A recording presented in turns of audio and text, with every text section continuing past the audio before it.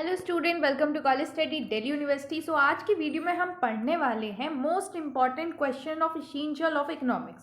देखो, मैं इसमें 10 से 12 क्वेश्चन आपको कराने वाली हूँ और ये सारे ही क्वेश्चन बहुत ही इंपॉर्टेंट होने वाले हैं। On the basis of analysation मैंने ये देखा है कि आपके क्वेश्चन पेपर में ना मोस्टली प्रैक्टिकल बेस्ड क्वेश्चन आए हैं। लाइक जैसे ये क्वेश्चन है, एक दो क्वेश्चन और है, तो आपको कॉन्सेप्ट पढ़ना है अच्छे से और उसके बाद फिर उसके प्रैक्टिकल क्वेश्चन करने ज़्यादा बेटर रहेंगे। ठीक है, तो उसी बेसिस पे मैं ये इंपॉर्टेंट क्वेश्चन लेके आई हूँ। चलिए शुरू करते हैं, मैं अच्छे से आपको समझाऊंगी सारी चीज़ें। तो पहला क्वेश्चन है, consider the market of sale and purchase of Hyundai car, explain the impact on demand curve of following situation. मतलब होंडाई कार्स जो है उनका आप सेल एंड परचेस का एक मार्केट एज्यूम कर लो और आपको बताना है कि ये चारों सिचुएशन के अंदर जो डिमांड कर्व है, डिमांड कर्व क्या होता है, डिमांड कर्व जो है वो प्राइस और क्वांटिटी के बीच में रिलेशन बताता है और ये डाउनवर्ड स्लोपिंग होता है। ठीक है, ऐसे बनता है।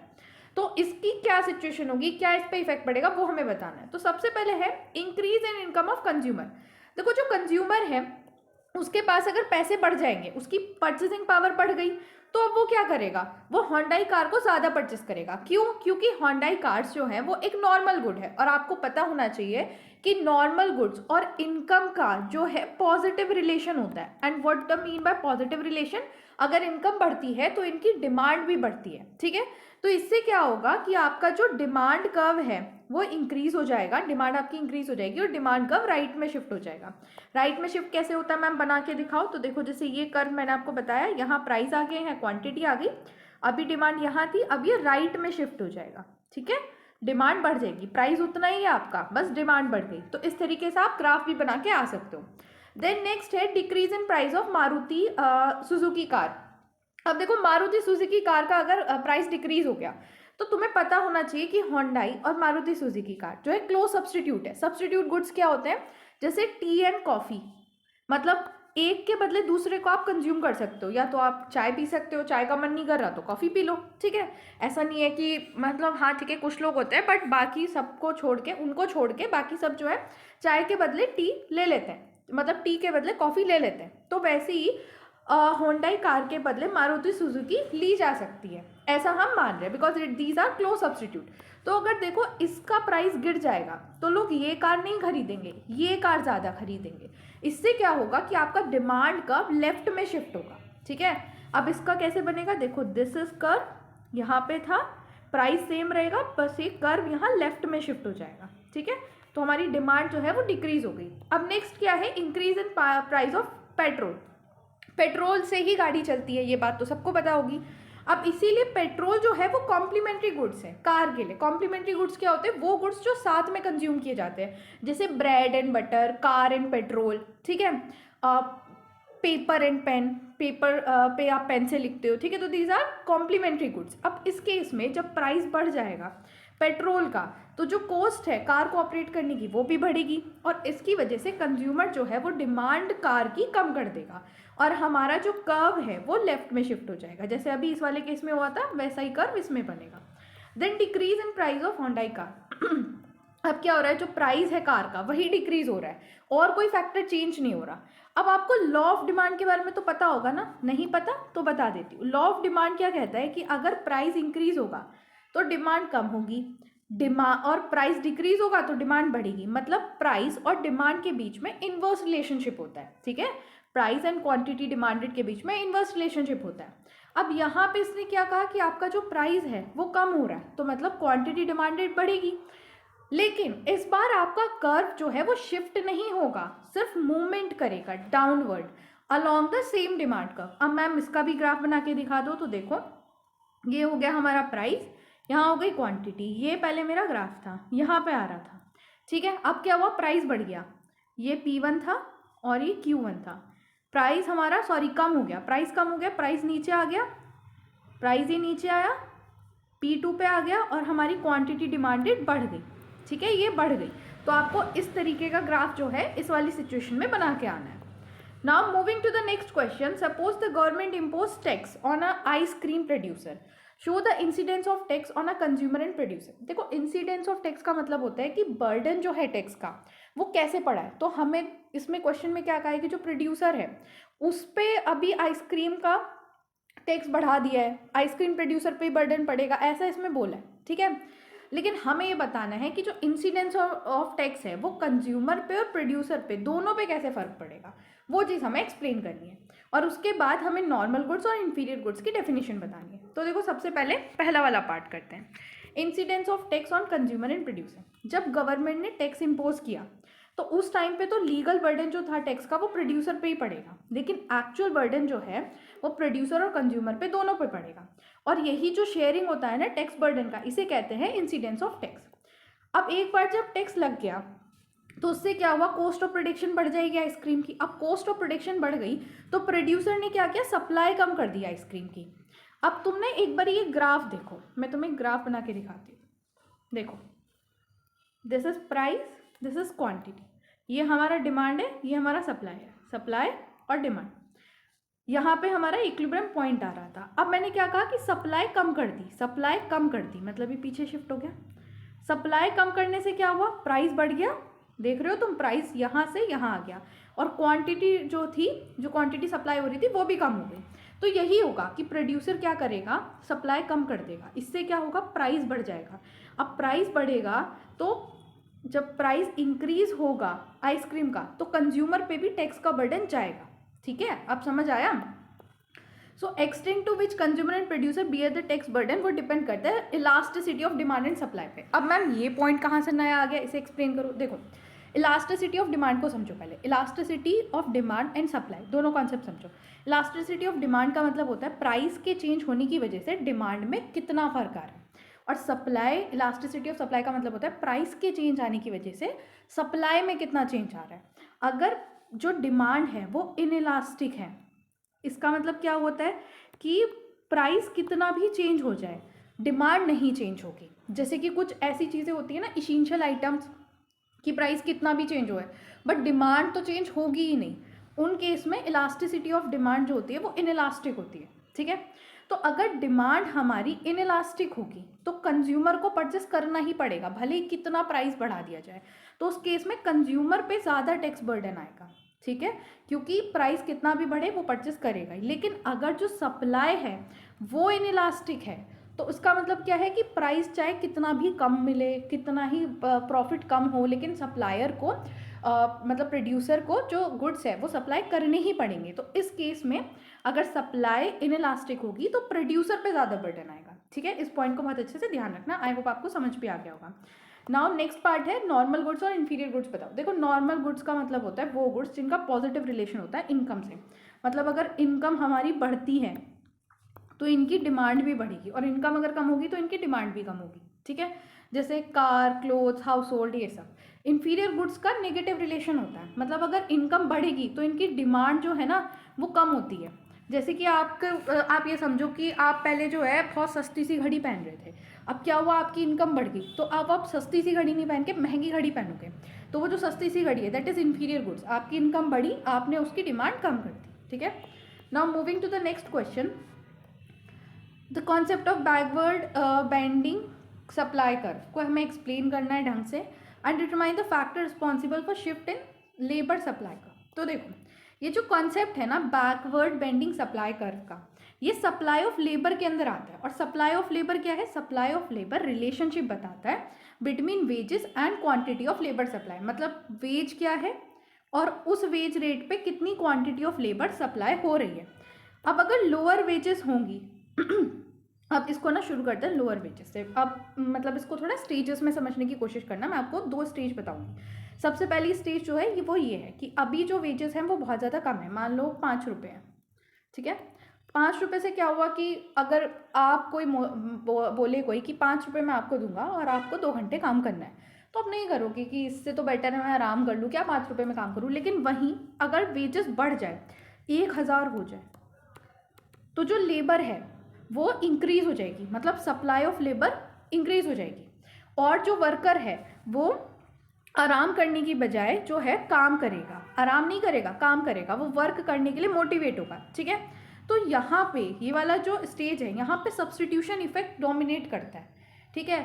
और जो वर्कर है वो अपना लेजर टाइम का मतलब क्या होता है कि अपना आराम करने का टाइम सब्स्टिट्यूट कर देता है विद द वर्क, काम करता है, वो आराम नहीं करता।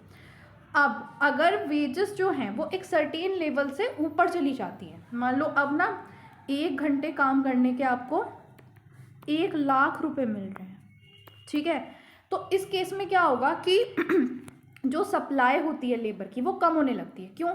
क्योंकि अभी पहले क्या था, मैंने बोला 1,000 रुपये, ठीक है, तो वर्कर क्या कर रहा था कि 3 घंटे काम कर रहा था और उस हिसाब से उसे फिर 3,000 रुपये मिल रहे थे। अब उसे दिख रहा है कि 1 घंटे काम करके 1 लाख रुपए मिल रहे हैं, तो वो क्यों 2 घंटे एक्स्ट्रा काम करे, है ना। तो वो सिर्फ 1 घंटे काम करेगा और बाकी टाइम आराम करेगा। तो फिर से क्या हुआ कि वर्क की जगह वो आराम कर रहा है, वो सब्सटीट्यूट कर रहा है अपने वर्क को आराम से। तो यहाँ पे इनकम इफेक्ट जो है वो भारी पड़ रहा है सब्सटीट्यूशन इफेक्ट पे, इनकम इफेक्ट डोमिनेट कर रहा है, ठीक है। तो वर्कर हायर वेजेस होने की वजह से भी जो वर्किंग आवर है वो कम कर देगा। अब इसका ना ग्राफ मैं आपको बना के दिखा देती हूँ। यहाँ पे आएगा वेजेस और यहाँ पे आएगा आवर्स और एक ग्राफ बनता है ऐसे, ठीक है। यहाँ पे होता है balance between substitution and income. यहाँ पे आपका ये जो बैंड वाली चीज़ है, यहाँ पे सब्सटीट्यूशन इफेक्ट जो है वो हैवी पड़ता है और यहाँ ये जो ऊपर की साइड आ रहा है यहाँ पे इनकम इफेक्ट जो है वो हैवी पड़ता है, ठीक है। तो ये ग्राफ आपको बना के आना है। आई होप आपको ये पूरा प्रोसेस क्लियर हो गया होगा। बाकी ये पीडीएफ आपको मिल जाएगी, आप इसको परचेस कर सकते हो इन मिनिमम 20 रुपीज़ ओनली। और ये अर्ली बर्ड डिस्काउंट है, आज रात तक के लिए है, तो 20 रुपये में आपको ये पीडीएफ पूरी मिल जाएगी, अच्छे से पढ़ लेना, ठीक है। और गूगल फॉर्म का लिंक आपको डिस्क्रिप्शन बॉक्स में मिल जाएगा, उसकी हेल्प से आपसे परचेस कर सकते हो। तो चलिए आगे पढ़ते हैं। तो नेक्स्ट है factor responsible for shift in labour का। कौन कौन से फैक्टर है? सबसे पहले जो इंपॉर्टेंट फैक्टर है वो है चेंज इन पॉपुलेशन। मान लो पॉपुलेशन बढ़ गई तो क्या होगा कि जो वर्किंग एज पॉपुलेशन है वो बढ़ गई, पर्टिकुलरली वर्किंग एज पॉपुलेशन बढ़ गई, तो अब क्या है, ज़्यादा लोग हैं काम करने के लिए, तो सप्लाई ऑफ लेबर बढ़ जाएगी, ठीक है। और अगर इसका उल्टा होता है तो फिर सप्लाई ऑफ लेबर कम हो जाएगी। दूसरा फैक्टर है change in preference of work and leisure. पहले जो लोग थे वो आराम करना ज़्यादा पसंद कर रहे थे, अचानक से उनके अंदर काम करने का मोटिवेशन आया। जैसे अभी आपका एग्जाम है ना, तो अब आपके अंदर मोटिवेशन आएगा पढ़ने का, ठीक है। तो इनके अंदर भी मोटिवेशन आया कि अब हम काम करेंगे, तो एकदम से क्या हुआ कि जो प्रीफरेंस है वर्क की वो बढ़ गई, प्रीफरेंस ऑफ वर्क बढ़ेगी तो सप्लाई ऑफ लेबर बढ़ जाएगी, ठीक है। Then education and skill labour और also influence the labour supply. अगर एजुकेशन और स्किल्स बढ़ेंगी तो एम्प्लॉयमेंटेबिलिटी बढ़ेगी और इससे ज़्यादा से ज़्यादा लोग जो है वो काम करेंगे, तो सप्लाई ऑफ लेबर बढ़ेगी।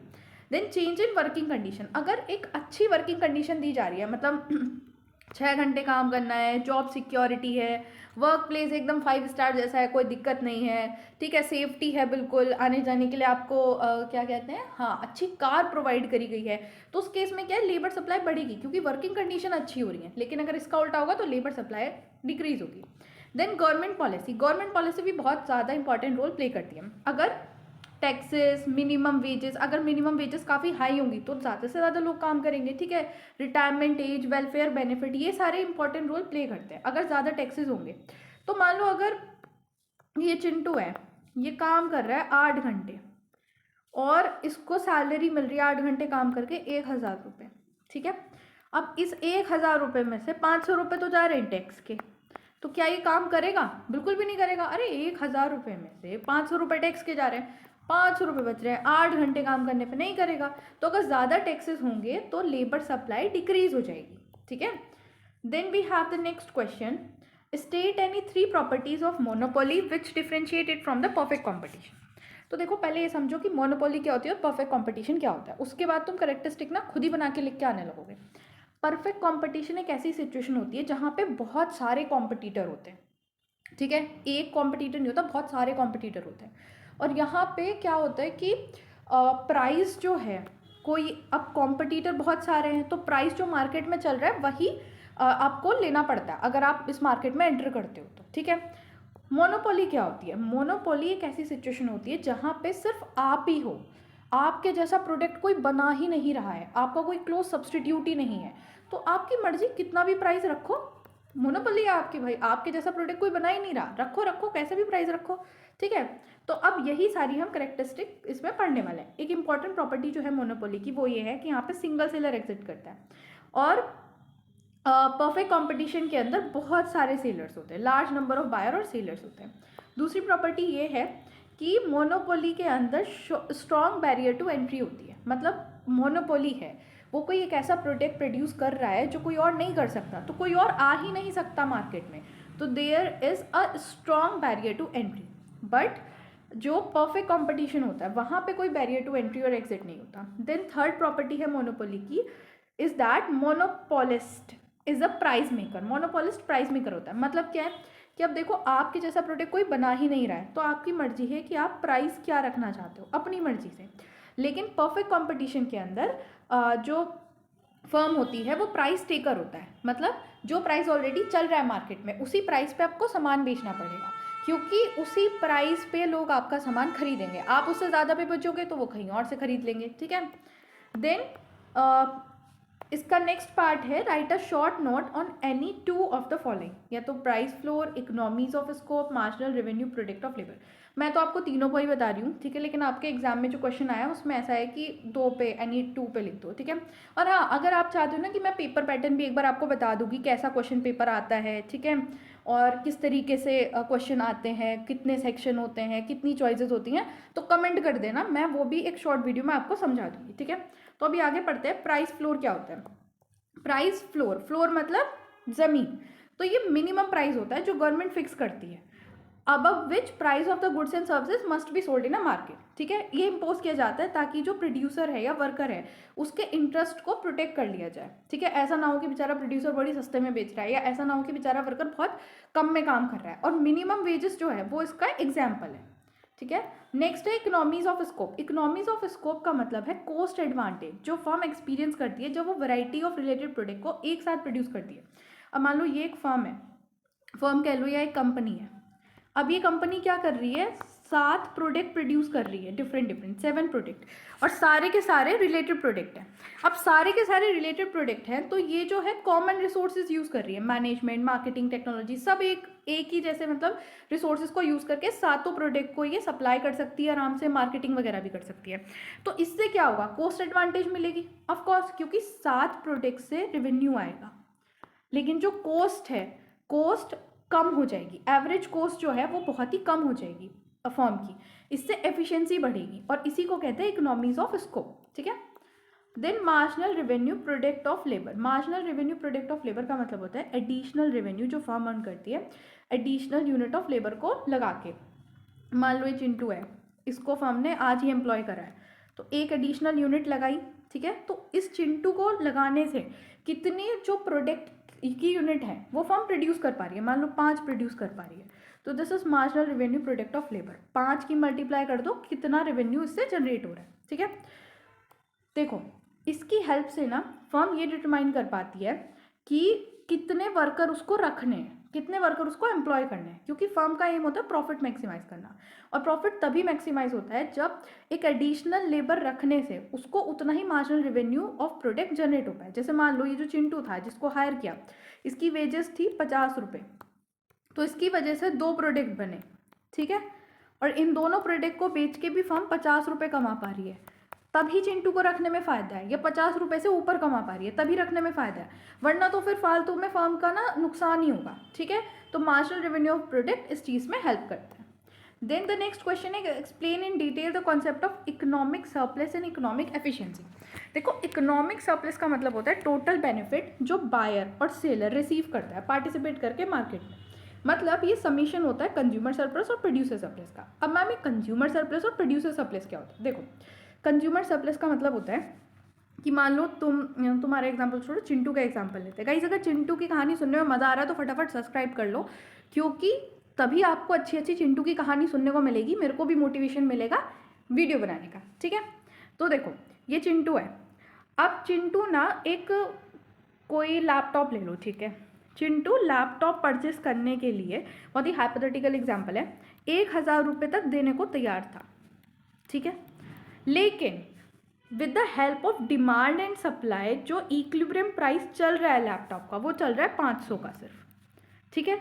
तो इसका मतलब क्या है कि चिंटू 1000 देने को तैयार था, उसे लैपटॉप मिल रहा है 500 में, तो चिंटू को 500 रुपये का तो फायदा ही हो गया ना। तो this is called consumer surplus, समझ आया। अब प्रोड्यूसर सरप्लस समझते हैं।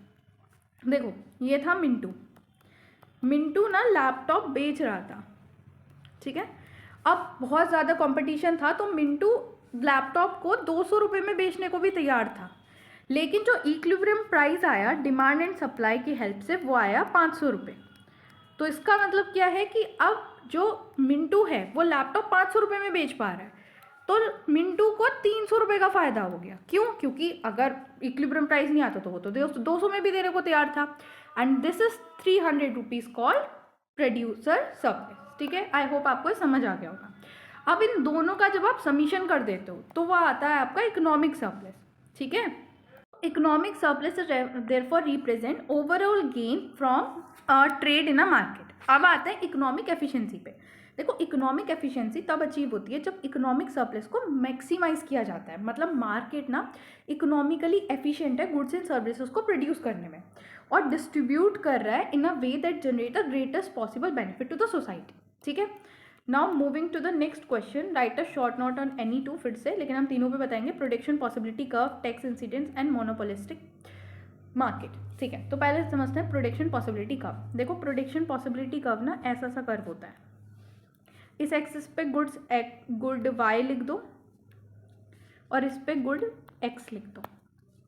ठीक है, ऐसा सा कर्व होता है, समझ आ गया। इसके बाहर कोई पॉइंट होता है वो होता है अनअटेनेबल, इसके अंदर कोई पॉइंट होता है तो अंडर यूटिलाइजेशन होता है। इस लाइन पे, इस कर्व पे कोई पॉइंट होता है तो उसे कहते हैं फुल यूटिलाइजेशन। इतनी बात समझ आई। अब थोड़ा थ्योरेटिकली पढ़ लेते हैं।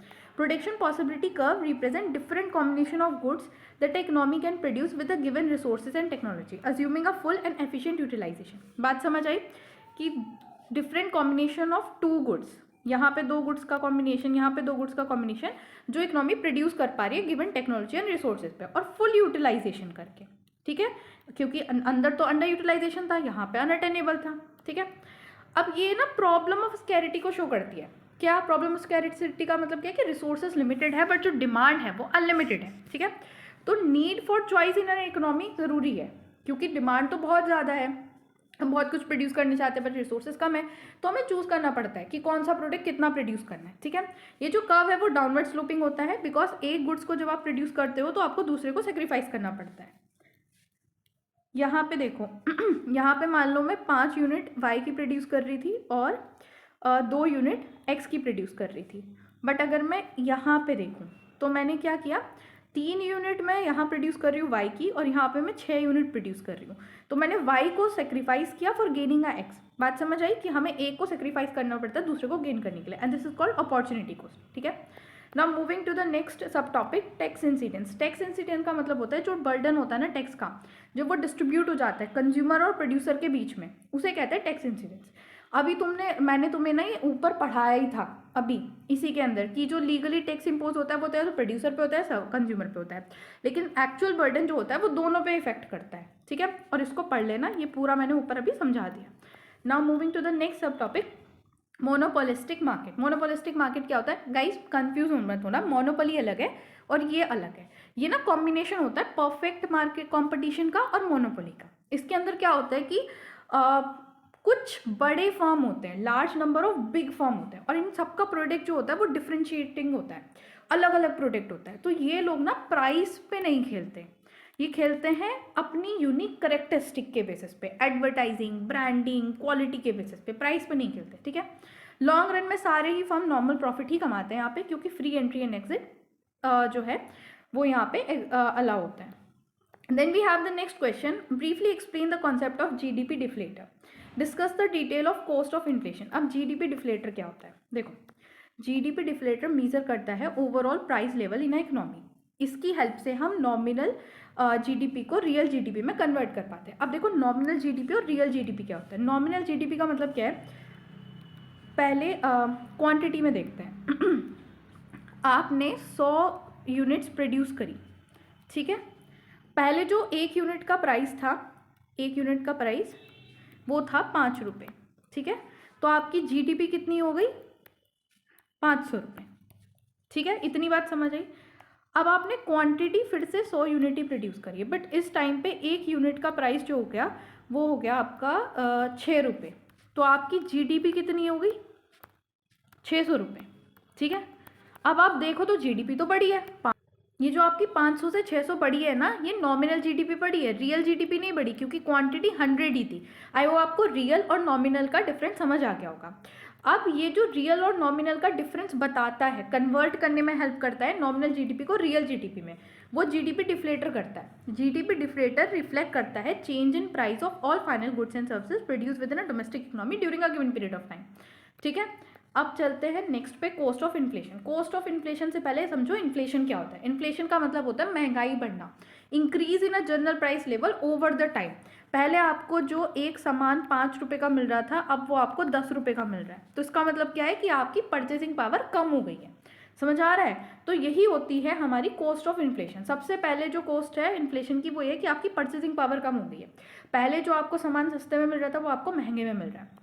दूसरा, इन्फ्लेशन की वजह से अनसर्टेनिटी भी होती है इकोनॉमी में, क्योंकि आपने सोचा था कि आप जो है 5 चीज़ें खरीदोगे, ठीक है, 5 क्वांटिटी आपको खरीदनी है, 5 चीज़ें, और एक का प्राइस 100 रुपये है, एक का 200 रुपये है, एक का 300 रुपये है, और चौथे का फिर से 100 रुपये है, और पाँचवें का भी फिर से 100 रुपये है। तो आपको पता चल गया कि आपको टोटल 800 रुपये चाहिए। ठीक है, लेकिन क्या हुआ कि जनरल प्राइस लेवल बढ़ गया और ये वाला जो 100 रुपये था ना वो 200 रुपये हो गया, तो अब आपको 900 रुपये चाहिए, तो आपकी पूरी प्लानिंग इधर विधर हो गई। तो यही ये पॉइंट कह रहा है कि इन्फ्लेशन की वजह से अनसर्टेनिटी होती है। प्राइस जो है अगर अनस्टेबल होंगे तो हाउस होल्ड और फर्म की प्लानिंग, कंजम्पशन, सेविंग, इन्वेस्टमेंट बिल्कुल डिसीजन में दिक्कत आएगी। Then next is most important cost of inflation is redistribution of income and wealth. अब रीडिस्ट्रीब्यूशन ऑफ इनकम वेल्थ का मतलब क्या था, देखो अभी मतलब मैं समझाती हूँ एग्जाम्पल से। देखो ये है चिंटू और ये है मिंटू। अब चिंटू ने मिंटू को 100 रुपये उधार दिए, ठीक है, 2025 में। अब क्या हुआ कि 2026 में मिंटू ने चिंटू को फिर से 100 रुपये वापस कर दिए उसके, कि ठीक है भाई तूने उधार दिए थे, मैं तुझे वापस कर रहा हूँ। लेकिन फ़र्क ये है कि जब चिंटू ने मिंटू को 100 रुपये दिए थे उस टाइम पे 100 रुपये से 5 आइसक्रीम आ जाती थी, बट जब इसने वापस किए तो 100 रुपये में सिर्फ 2 ही आइसक्रीम आ रही है। इससे क्या पता चल रहा है कि परचेसिंग पावर डिक्लाइन हो गई है।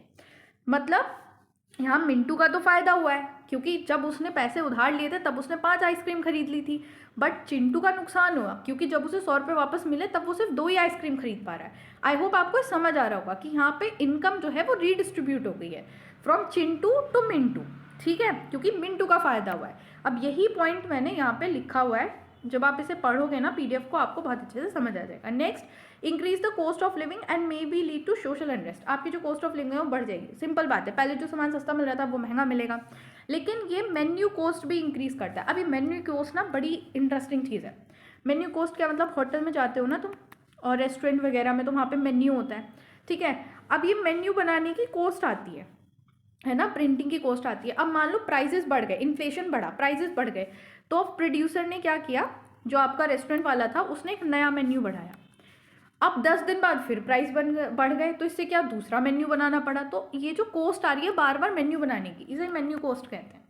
And the next is shoe leather cost. Shoe leather cost क्या होती है कि क्या होता है कि आप ना अपनी सेविंग रखते हो बैंक के अंदर और कुछ पैसा रखते हो आप कैश के अंदर, ठीक है। अब जो चीज़ें आप बैंक के अंदर रख रहे हो एज एन सेविंग और कुछ पैसा आप रख रहे हो कैश के अंदर, अगर इन्फ्लेशन बढ़ता है तो आपकी सेविंग की वैल्यूज़ कम होती हैं, ठीक है, सेविंग की वैल्यू कम होती है। क्यों? क्योंकि आपने सेविंग में रखे थे 1000 रुपये, पहले आप 1000 से 1000 यूनिट खरीद सकते थे, बट कुछ टाइम बाद 1000 से सिर्फ 500 यूनिट खरीद पा रहे हो। तो लोग क्या करते हैं, सेविंग में ना रख के कैश में रखते हैं।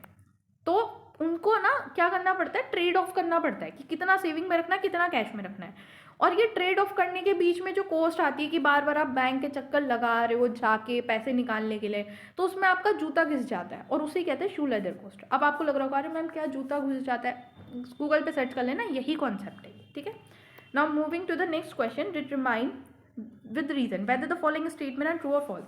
तो पहला है potential GDP normally rise every year whereas real GDP may और मे नॉट। अभी स्टेटमेंट ट्रू है, क्यों ट्रू है?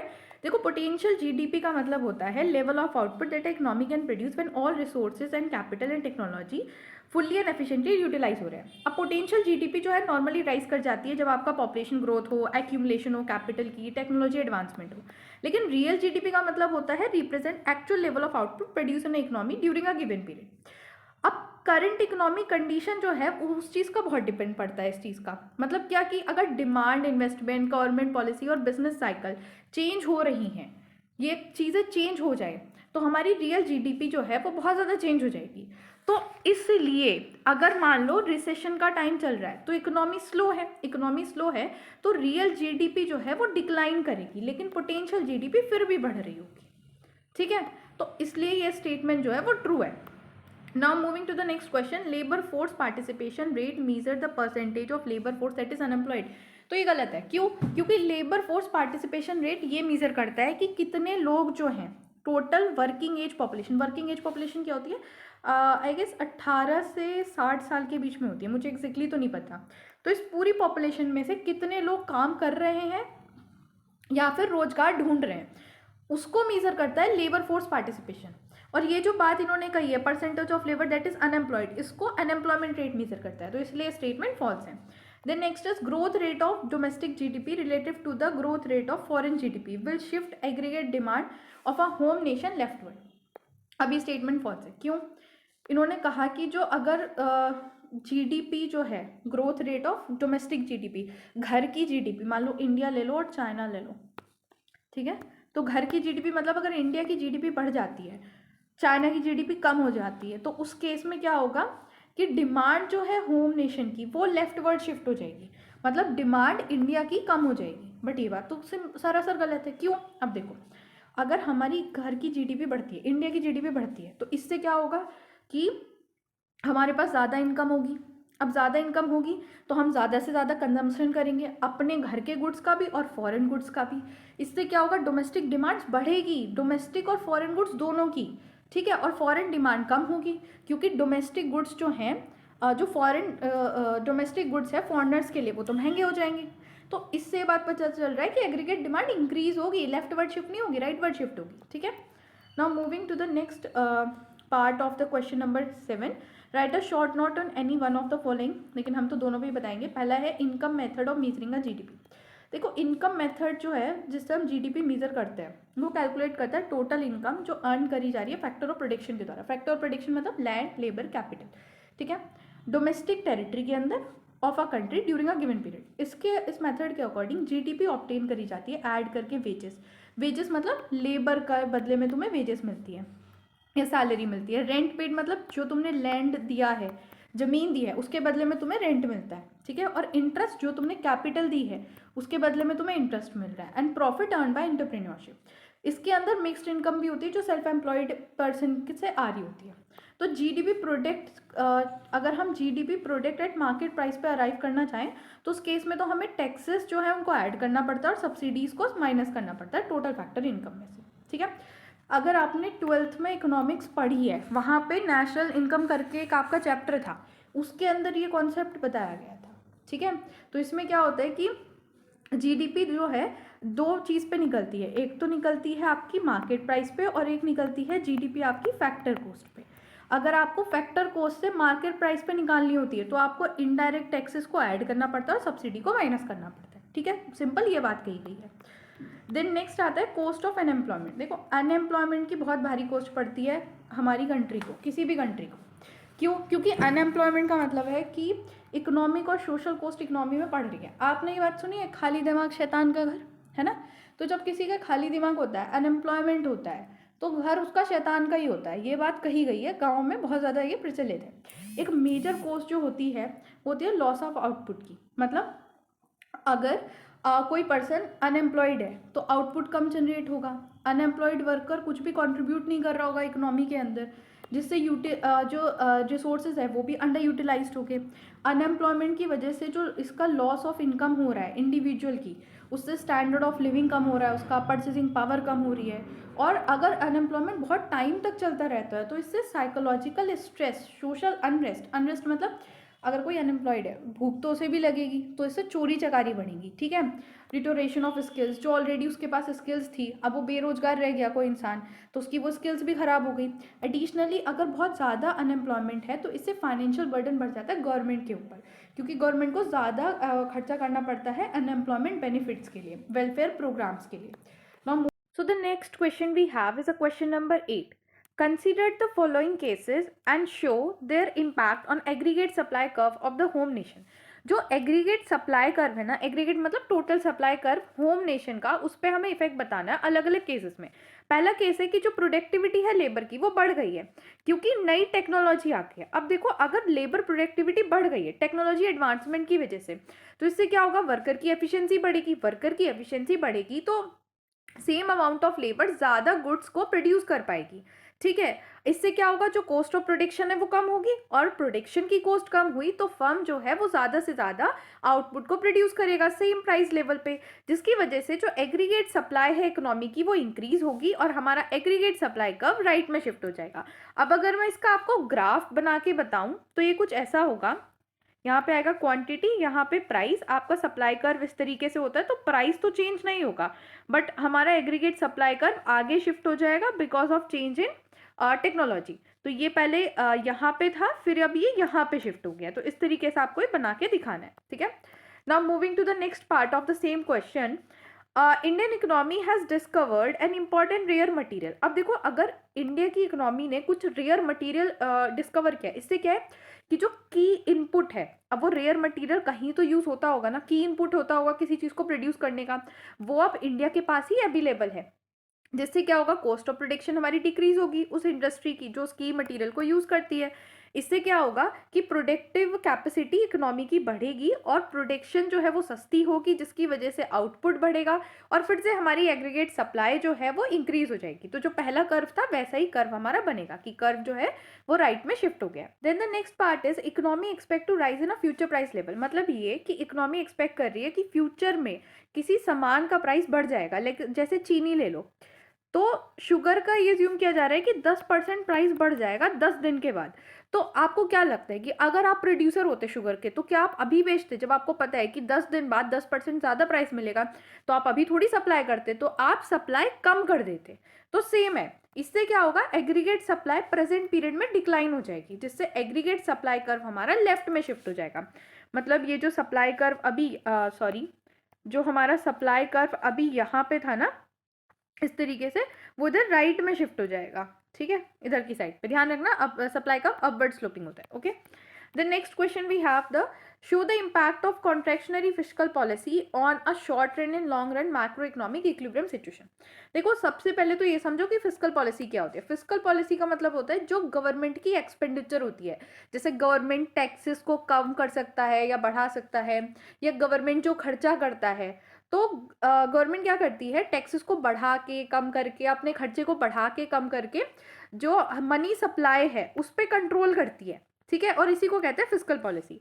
अब हमें बताना है कि अगर ये फिस्कल पॉलिसी कॉन्ट्रैक्शनरी हुई, कॉन्ट्रैक्शनरी फिस्कल पॉलिसी का मतलब क्या है कि गवर्नमेंट अपनी एक्सपेंडिचर को कम कर देगी, ठीक है, और टैक्सेस को बढ़ा देगी, जिससे क्या होगा, जो इनकम है लोगों की वो कम हो जाएगी।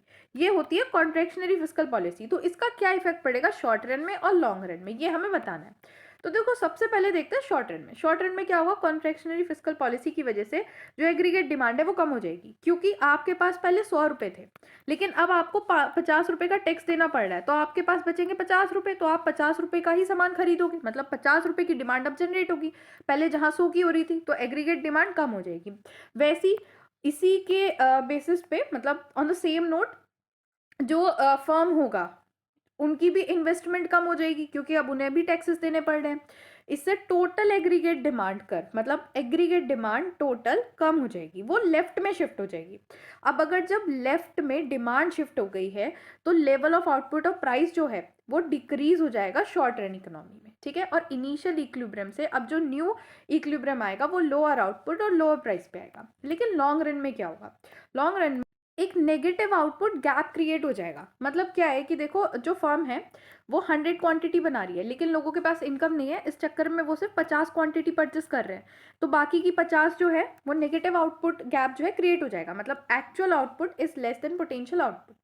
लोअर डिमांड की वजह से जो फर्म है वो भी अपनी प्रोडक्शन कम कर देगी, प्रोडक्शन कम करेगी, तो पहले जहां वो 4 लोगों को लगा रही थी 100 यूनिट बनाने में, अब उसे तो 50 ही बनानी है, तो अब वो 2 लोगों को रखेगी, तो एम्प्लॉयमेंट भी कम हो जाएगा। अब एम्प्लॉयमेंट कम होगा तो वेजेस भी कम हो जाएगी। अब एम्प्लॉयमेंट कम हो रहा है, वेजेस भी कम हो रही है, तो कॉस्ट ऑफ इनपुट, सारी जो कॉस्ट ऑफ प्रोडक्शन है वो रिड्यूस हो जाएगी।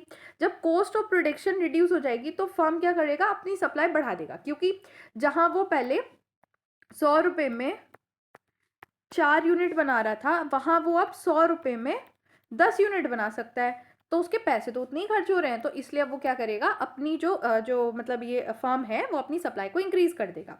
अब आप देख रहे हो इससे क्या होगा कि short run aggregate supply curve right में शिफ्ट हो जाएगा और लॉन्ग रन में economy potential level of output पे फिर से वापस हो जाएगी, लेकिन लोअर प्राइस लेवल पे।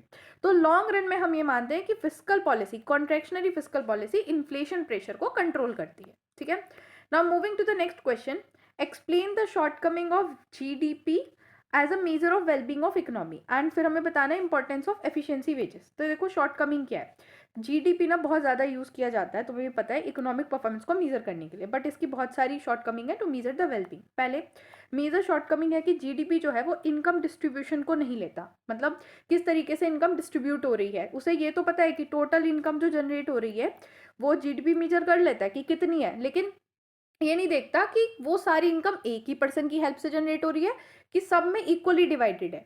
तो इसकी वजह से ये इनइक्वालिटी अगर राइज भी कर रही होगी ना तो भी जीडीपी पॉजिटिव ही दिखाता है सब कुछ। Then GDP also ignore non market activity, जैसे household work, voluntary service, इन सबको इग्नोर कर देता है। अब देखो आप अगर एक जनरल देखो अपने घर में भी, तो हाउस होल्ड वर्क कितना ज़्यादा आपकी लाइफ को इन्हांस करता है। अगर आपके घर पे अगर कोई भी मम्मी काम कर रही है, पापा काम कर रहे हैं घर का, अगर वो ढंग से काम, मतलब ढंग से इन द सेंस कि अगर वो नहीं घर संभाले ढंग से, तो फिर आपकी लाइफ तो पूरी अस्त व्यस्त हो जाएगी। तो कितना ज़्यादा कंट्रीब्यूशन है, बट कभी भी हाउस होल्ड वर्क जीडीपी में कैलकुलेट ही नहीं होता, तो ये इसकी एक मेजर डिसएडवांटेज है। Then another limitation is that GDP does not consider environmental degradation. अब इकोनॉमिक एक्टिविटी कितना ज़्यादा पॉल्यूशन करती है, नेचुरल रिसोर्सेज को कम कर रही हैं, उस बात को तो जीडीपी मेजर ही नहीं करता। Then GDP fail to measure quality of life, जैसे हेल्थ, एजुकेशन, जॉब सेटिस्फेक्शन, ये सब तो मेजर ही नहीं करता। तो इसी वजह से बहुत सारी जो वेलबींग है, वेलबींग क्राइटेरिया में, बहुत सारे वेलबींग क्राइटेरिया में जीडीपी उनको मेजर ही नहीं कर रहा है और इसकी वजह से ये इसकी लिमिटेशंस हैं। Then moving to the next question, oh sorry next part of the same question, importance of efficiency wages. Efficiency wages का मतलब है wage rate paid by firm that is higher than market equilibrium wage. मतलब जो market में equilibrium wage rate चल रहा है ना, उससे ज़्यादा जब वेजेस पे की जाती है ना वर्कर को, तो उसे कहते हैं एफिशिएंसी वेजेस। अब ये किस लिए किया जाता है, इसको करने का ना एक मेजर एडवांटेज ये है कि इससे वर्कर का मोटिवेशन बढ़ता है और वो ज़्यादा से ज़्यादा काम करता है, कमिटेड रहता है अपनी जॉब की तरफ। दूसरा, इससे लेबर टर्नओवर कम होता है। टर्नओवर, लेबर टर्नओवर का मतलब क्या है कि छोड़ के चले जाना नौकरी।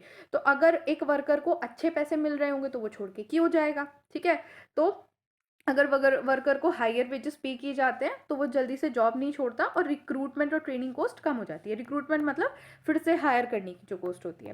देन हायर वेजेस जो है वो डिस्करेज करता है श्रिंकिंग, मतलब वर्कर ना ऐसा नहीं उसे ऐसा डर नहीं लगा रहता कि उसकी जॉब जो है वो खो जाएगी या कुछ भी। उसे पता है कि मेरा मालिक मेरे को अच्छे से पे कर रहा है तो मैं बढ़िया करके काम करूँ बिल्कुल फुल मोटिवेशन के साथ। Then efficiency wages can improve the health and nutrition status of worker. अब अगर अच्छा पैसा आएगा तो इंसान अच्छा खाएगा तो न्यूट्रिशन स्टेटस अच्छा होगा।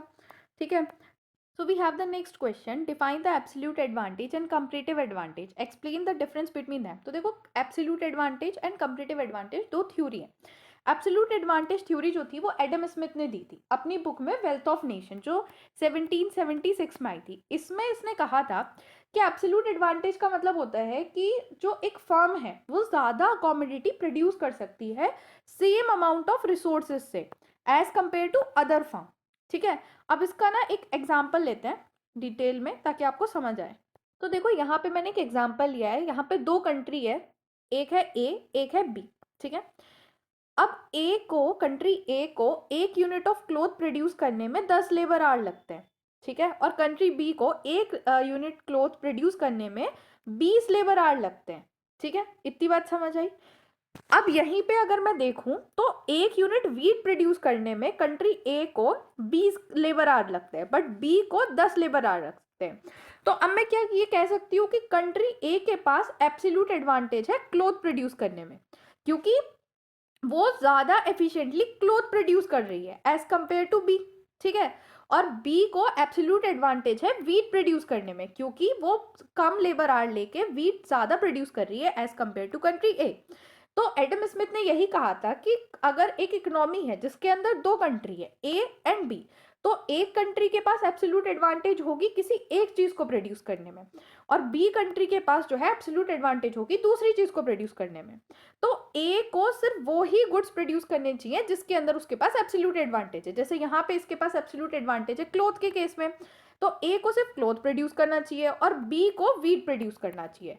और जब ए जो है वो सिर्फ क्लोथ प्रोड्यूस करेगी, वीट की जरूरत तो उसे पड़ेगी ना, तो वो कंट्री बी से ले ले। और बी को क्योंकि वो वीट प्रोड्यूस कर रही है, क्लोथ की जरूरत तो पड़ेगी, तो वो क्लोथ जो है वो कंट्री ए से ले ले।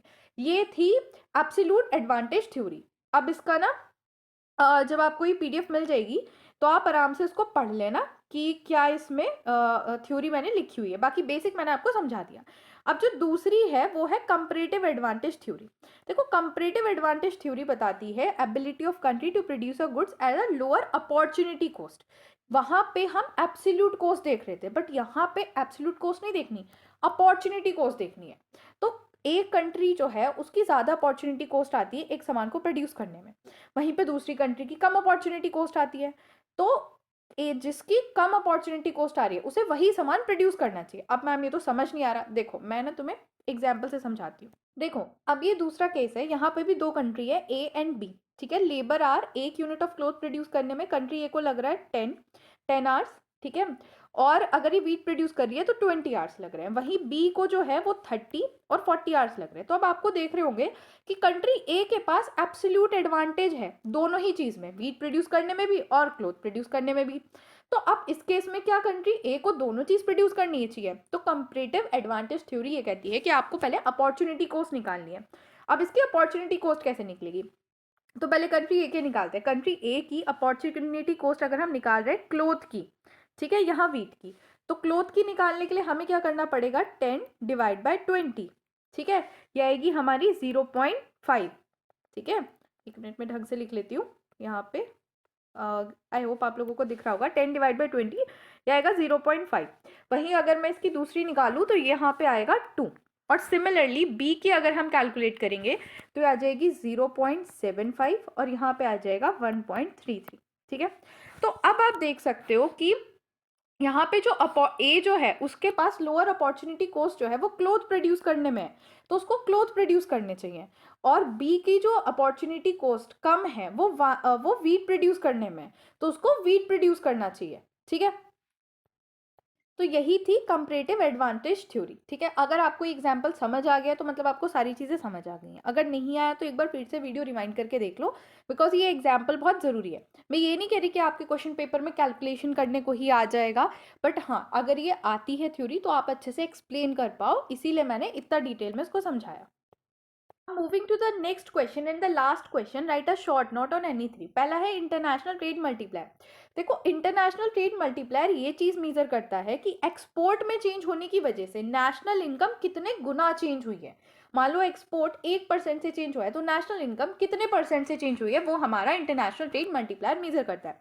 इंटरनेशनल ट्रेड मल्टीप्लायर होता है 1/MPS प्लस MPM। अब ये मैम ये एमपीएस क्या होता है, एमपीएस मतलब मार्जिनल प्रोपेंसिटी टू सेव, कि आप जो है 1 रुपया अगर आपने कमाया तो उसमें से कितना आप सेव कर रहे हो। एंड एमपीएम का मतलब होता है कि मार्जिनल प्रोपेंसिटी टू इम्पोर्ट, मतलब आपके पास अगर 1 रुपया है तो उसमें से कितने का आप जो है इम्पोर्ट कर रहे हो, ठीक है, ये होता है।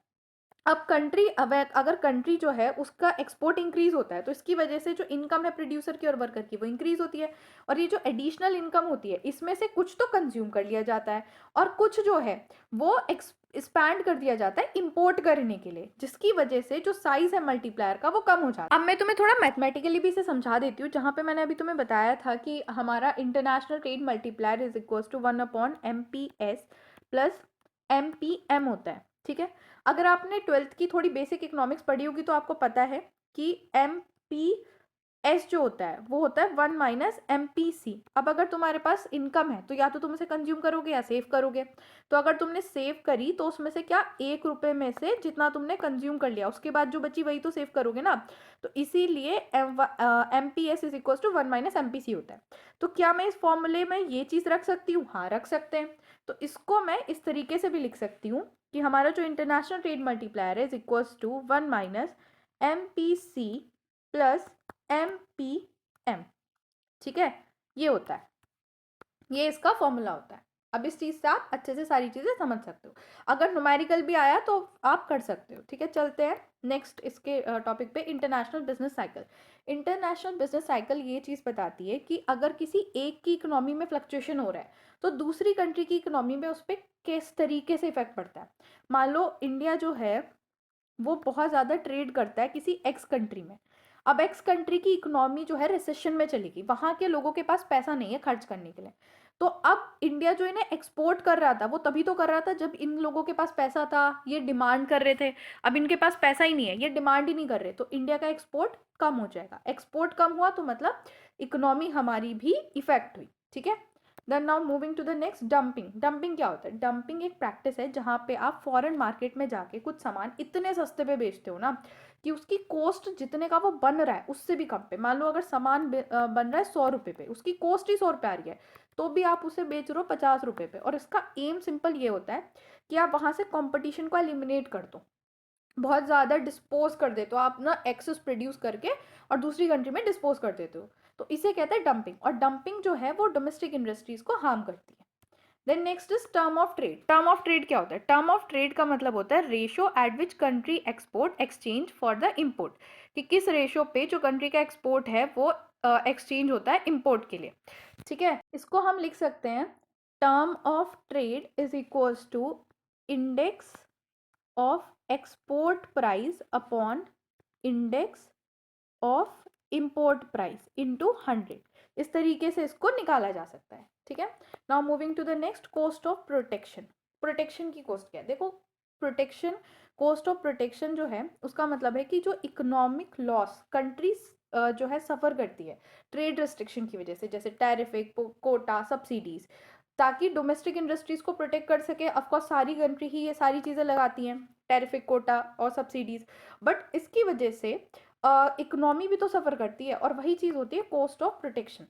अब protection lead to higher price of consumer. अगर प्रोटेक्शन है, मान लो बहुत ज़्यादा ना टैरिफिक लग गया है, अब कोई सामान एक्स कंट्री में 100 रुपये का मिल रहा था, मैंने उसे इंडिया में इंपोर्ट किया, अब इंडिया ने उस पर टैरिफिक लगा दिया कितने का? 200 रुपये का, तो मेरे पास वो 100 रुपये का सामान अब 300 रुपये में आएगा।